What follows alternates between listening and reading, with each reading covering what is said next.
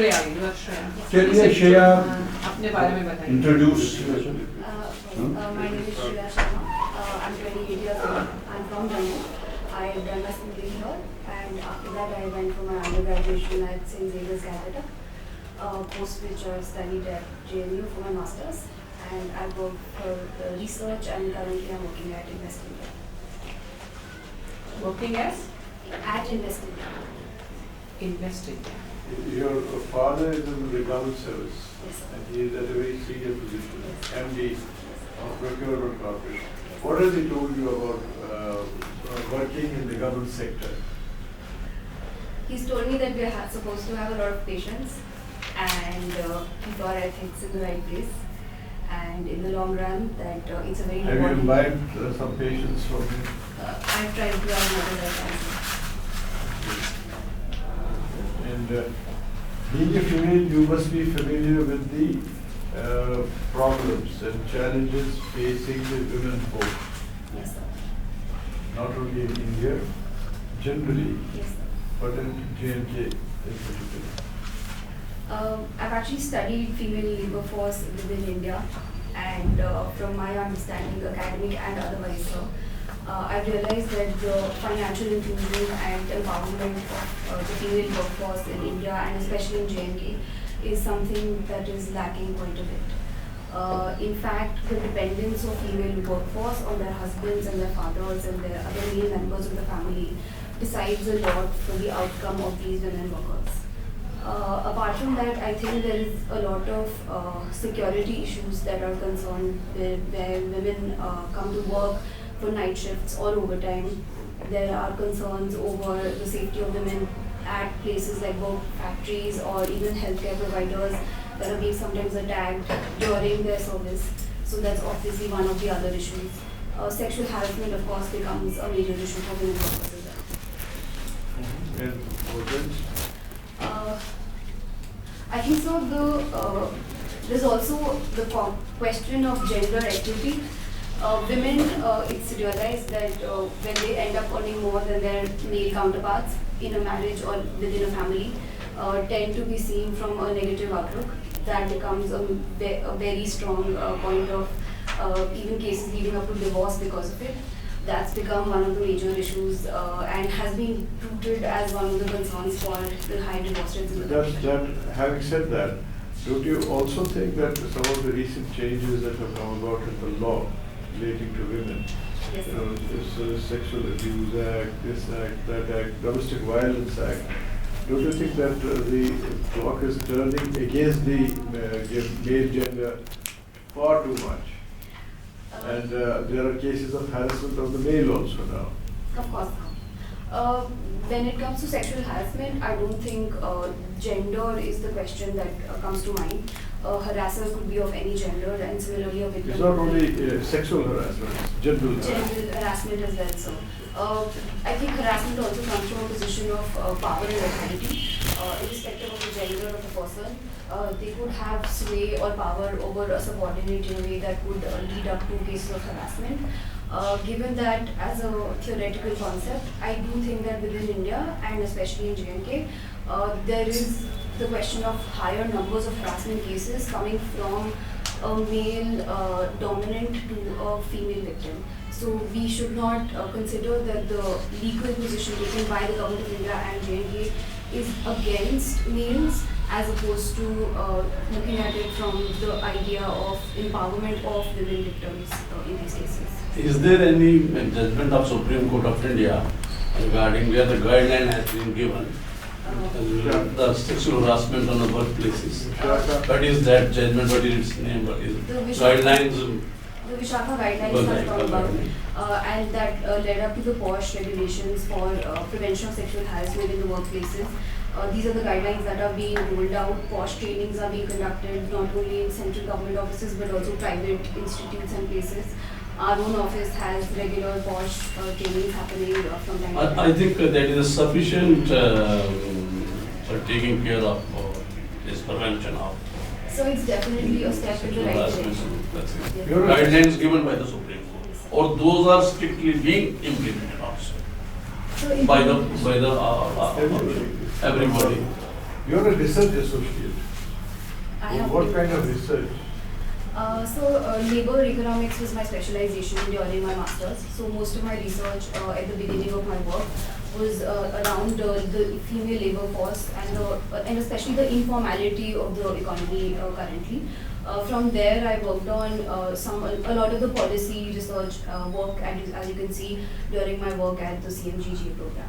One of the important social issues is child labor. Yes, sir. And have you studied any aspect of it? What do you think can be done about it?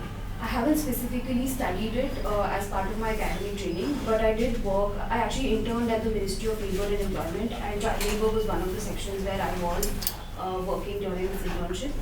During my time there, I realized that there is a severe lack of awareness when it comes to child labour, not only amongst parents who are conducting such activities out of How can you take action against anybody for having given employment to a child when his family is starving, almost is near starvation levels and facing death?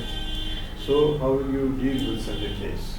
So that's definitely one of the major questions and issues that we come across for child labour. Then state has to step in for yes, giving some kind of a so rather than punitive food action, and nutrition. yes, sir. Rather than punitive action in such cases, I think for a lot of these cases, proactive encouragement and empowerment, and even aid for the parents and the children would play a more drastic role. For example, if it's a family starving and they are having to send their child for child labour, DBT transfers to such families and scholarship would really help the conditions in such scenarios. And you might have heard of late, even in Afghanistan, children are being sold now. There's such a Just to survive. Just to survive. Just to survive. Parents. By the midterm, this scheme, the midterm meal scheme, has somewhat reduced this child labours. That was definitely also, as I mentioned, a step in the right direction, because proactive action like this has allowed parents to realize that the children could be fed, taking away some of the burden for the parents themselves. The conversation around midday meals also takes upon itself to create awareness for the parents to understand that in the long run, children better educated would probably be more facilitatory for the parents and their financial conditions. If, suppose as a bureaucrat, you are told to draft a comprehensive policy about the safety of living, because now the latest figure of domestic violence victims, women of India, it has gone to 27%. Yes, Tell me the 3-4 big points which you want. I think so. My approach towards such a policy would revolve mostly around awareness and encouragement of women to come out and speak up about such cases. I would ensure that there is enough policing staff and awareness within the policing staff to accept such cases when the women are coming out to report them. On the judiciary side, I would ensure that there are fast-track courts that can take care of such cases. These are all reported cases. What I am mentioning. Yes. This is the government figure, 27%. Yes, sir. But that's what she says, that you want to take more initiative on creating Awareness. awareness and Yes, whatever. sir. Have you read Domestic Violence Act? No, sir, I have not read the act itself.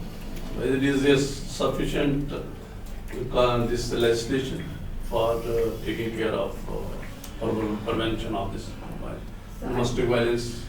I don't have in-depth knowledge of the act itself. I do think that there are a lot of initiatives that are being taken up on domestic violence, and they are helping the condition of abuse victims like these. But It is sufficient legislation, it's just self-coded, everything is available. Even that is being misused. Yes. That is being misused in some cases. What is your option? Ma'am, political science and international. What is that? Political science. I understand you have done development studies and other studies from Chair for your MA or MSc. Yes, sir. What exactly is sustainable development? So development that takes into that takes into account the needs of the future generations of the earth, the country or the region. Of the community. Yes, sir, and that is called sustainable development. Rather than using up resources for our immediate needs without having any regard for what the future generations might be Do requiring. you see any politics of developed countries in bringing this sustainable development that puts restrictions on developing countries' growth? Yes, ma'am. The current debate on environmental equity, even climate equity, is being looked at as a concept where developed nations, after having used up a lot of the coal and other resources, are now pushing for a low use of coal and other fossil fuels for countries like India, which are yet to reach a development stage where they could provide or transition safely from coal to other renewable resources. I do think that that is an issue. So, what do you understand by strategic culture? And why it is said India does not have a strategic culture? The term itself implies that a culture that is looking at its own strategic and national interest is going to be termed as strategic culture. The reason for India being known as not having a strategic culture is because a lot of the commentaries or academicians, when they look at India, they assume more soft power stand for India rather than a hard power militaristic stand from India. They consider that there is less credibility given to long-term strategic interests from India's perspective. So, which is more important, soft power or hard power? I think, ma'am, a balance between both of those powers is required for any diplomatic power in the current international arena. Soft power. Tell me the components of neighborhood first policy. Ma'am, I fail to recall the exact components. Okay, you ignore. What is the current state of India-China relations? If you can give me one word for it. India-China relations at the current point are a little imbalanced, I would say. Mostly because economically speaking, even though China is getting ahead from India, has been getting ahead historically from India, India with the China Plus policy and a lot of the strategic investments that we are looking to seek out of China is trying to get ahead. Whereas on the military or national security side, with the recent incidents in the Ladakh area, there have been questions over how diplomatically India could have faced or dealt with the issues at hand. So, are you aware of the disengagement that has happened in this Galwan region? Yes, ma'am. Is it in favor of India or it goes against India's interest? Do you know the disengagement parameters, plans or formula? Ma'am, I'm unaware of the exact detailed disengagement plans. On the So whole, India lost or India gained? I'm unable to answer that. You are unable to answer that. Okay. Any favorite thinker of yours in political philosophy? It tends to change from time to time, but on the whole, I think between Plato and the foundation that Plato set up for political theory in general. But he is known as totalitarian. You have totalitarian tendencies. I don't think so, ma'am. I think I have high regard for Plato in the way that he channelized thought for political theory. His explanation of the cave of ideas becomes one of my favorite. You don't like him because of the equal rights he gives to women? I do, ma'am. There are a lot of gender concepts that are associated with Plato's thinking, and I do respect him for the kind of view he had in terms of meritocracy and. He says that a king should be philosopher. What does that mean? The idea of philosopher king for Plato comes from the concept of knowledge being the highest virtue.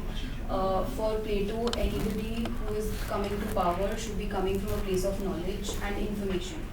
And hence, he considers a philosopher king to be the highlight or the epitome of a king or a decision maker for his society.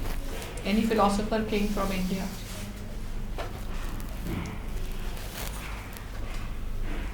Can there be any king without knowledge? I wouldn't call him a king, but Donald Trump comes to mind sometimes. As a philosopher king or a businessman? Or a king without being a philosopher, I would say. No, I think he's a man of I think ideas. he He has has a written a kind of very philosophy. interesting book. He has his own ideas. Okay, fine. What about Dr. Karan Singh? Where would you place him in this paradigm? Last week. I have actually considered him to be more of a philosopher. I think his knowledge and expertise and wisdom has inspired youth for quite some time. So definitely more philosopher. Are you aware of UN proposals on resolution of Kashmir issue? Not in detail, ma'am. I'm not aware in detail. You have any idea of, are you aware of Musharraf Manmohan Singh formula? No, ma'am. You're not aware of that. You have any idea? On the resolution of Yeah. Resolution of the Kashmir issue. Is there a Kashmir issue? Is Kashmir a disputed issue in international context? in the international context, Kashmir is the Is the official position of government that it's a disputed? no, ma'am, not the official position of the government of India. Official stance is that we would need to get back. Is it your only thing. an internal issue or? It's an issue between India and Pakistan according to the government. But government accept that? Whatever is concerning the issue of Kashmir, India considers to be a diplomatic issue between India and Pakistan. So hence, India does not consider it to be an international community-worthy issue. The international community considers Kashmir to be a disputed But region. who internationalized the issue? How this issue got internationalized? It was during the time of partition and the signing of the accession agreement that the issue got internationalized. Any specific person? Jawaharlal Nehru Very famous would be fellow. considered as a contributor to the internationalization of the issue. How he international?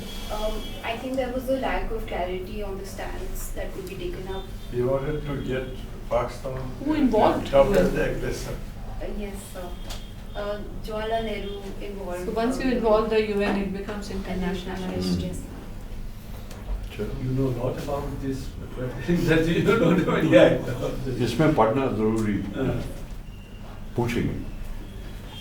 क्योंकि Well, तो Shreya, I have a question for you. That's recently, government of Jammu and Kashmir has come out with a SRO that has withdrawn their caste system.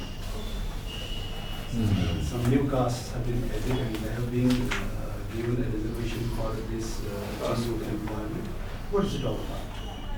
Do you have any idea about it? I don't have exact idea about that. Maybe even Dr. Hardy should. No party. Many party means addition of some Addition of some castes. backward They have class. been- Obviously. So recently, Certain classes are 60 Yeah. have been added. नहीं ये तो पिछले महीने हुआ. हाँ पिछले महीने हुआ। Hardy is. नहीं No, that's no, no. This is a separate party. So you have your उसमें hobby जो is है, photography. Muslim Zaz- What is this photography? How do you define this? So the use of a Sorry, camera to you- capture a person, a thing, or basically a site that we are seeing with our own eyes is the art of photography. I tend to focus more on portraiture or landscape photography, street photography. Is photography a skill or a talent? It's both. It requires skill to capture things in a certain way, in a certain format, or to use a camera. Any idea about photography hashtags? I actually don't have social media for me to be aware of those. I do understand that on Instagram and other platforms we use photography hashtags. Some of them concerning black and white photography and. So one question, last question. Who was the last governor of the Jammu and Kashmir state? Who was the last governor? Governor. Governor. Governor. All governor. Full government. Full governor of the Jammu and Kashmir Jammu state. Kashmir. These are the questions which will be asked. On the same day, Yes, sir. he became LG. I actually can't recall, and I can imagine. Who was the first LG of the Jammu and Kashmir Union Territory? I'm sorry, but I can't recall it.